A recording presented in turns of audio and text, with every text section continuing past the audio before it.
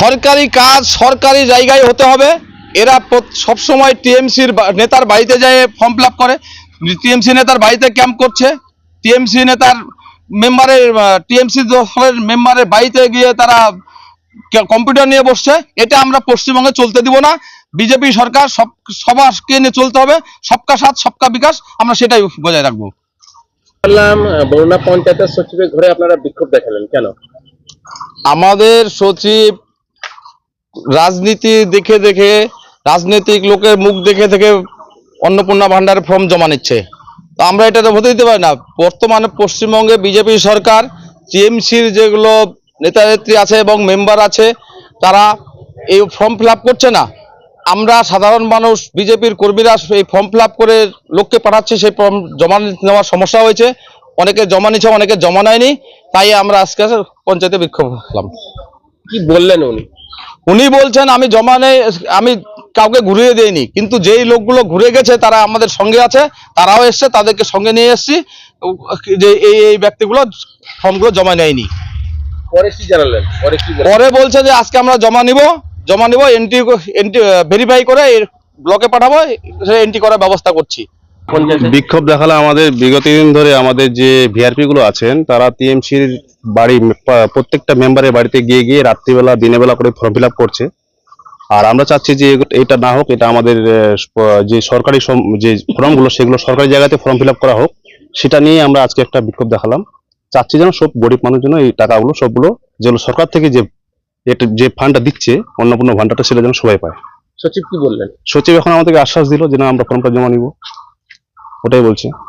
এর আগের দিন শুক্রবারে ঘুরিয়ে দিয়েছে সবাইকে। তৃণমূলের হয়ে কাজ করছিল? হ্যাঁ অবশ্যই, তারা তৃণমূলের দালাল এখনো আছে, এখনো তাদের মধ্যে থেকে দালালিগিরি যায়নি।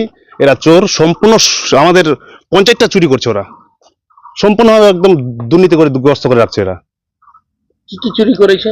অনেক, আমাদের যে কাজের 100 দিনের কাজের এর আগে যে লিস্টটা আছে আমাদের, সেগুলো চুরি করেছে। একটা টাকা পায়নি। প্রত্যেকটা লোক কাজ করছে আমাদের। যে কেনালের কাজগুলো হয়েছিল সেই কেনালের কাজের টাকা এখনো আমরা পাইনি। সেটা নিয়ে আমাদের বিক্ষোভ করছিলাম একবার। বিগত দিন ধরে আমাদের বিক্ষোভ চলতে আছে। আপনার নাম? আমার নাম পলাশ রায়। বিজেপি নেতারা বলছেন তৃণমূলের নেতার বাড়িতে কি আপনারা কাজ করছেন? না না, কোনো তৃণমূল নেতা বাড়িতে যাওয়া হয়নি। আমরা ক্যাম্প হিসাবে কাজ করা হয়েছে। ক্যাম্পগুলো কোথায় কোথায় করেছে? মেদিনীপুর, তারপরে ঝাপুর প্রাইমারি স্কুল আর মেদিনীপুর প্রাইমারি স্কুল। ওনাদের দাবি হচ্ছে তৃণমূলের নেতাদের বাড়িতে গিয়ে আপনারা ক্যাম্প করেন। উনি তো এখন যদি বলেন তৃণমূল নেতাদের বাড়িতে গিয়ে ক্যাম্প করা হয়েছে, তো ক্যাম্প তো বহুত দিন আগে হয়েছে, এখন তো ক্যাম্প হয়নি। এটা তো বহুত 6 মাস আগে ক্যাম্প হয়েছে। আর এই ফর্ম ফিল আপটা? ফর্ম ফিল আপ কারো বাড়িতে যাওয়া হয়নি। আপনার নাম? আমরা বাড়িতে অফিসে বসে বসে ফর্ম ফিল আপ করেছি। আপনার নাম? আমার নাম অরূপ সেন। কি হয়েছিল আপনার সঙ্গে ঘটনাটা? ঘটনাটা মানে যখন আমি ফর্মটা নিয়ে আসলাম, ননিদা বললো কি ফর্মটা নিয়ে জমা দি।